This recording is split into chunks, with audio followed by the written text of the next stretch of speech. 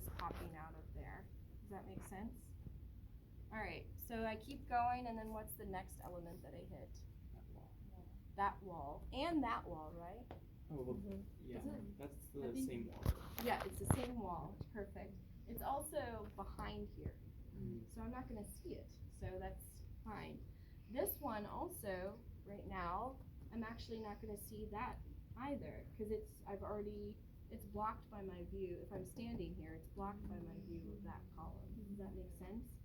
But in elevation, what we typically do is if something kind of important spatially in the composition is happening behind an element, we can just kind of, I always like to say kind of assume kind of x-ray vision and show a dashed line to where that might be.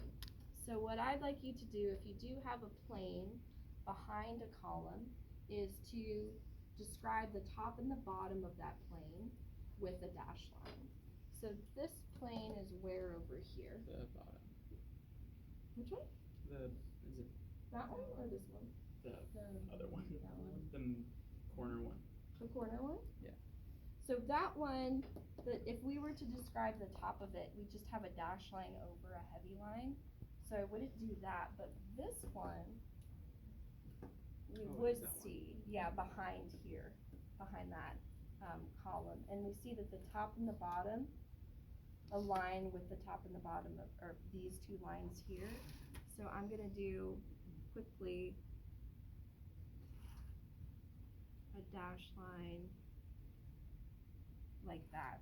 So it's kind of like, oh, I can see something's probably going on behind that piece.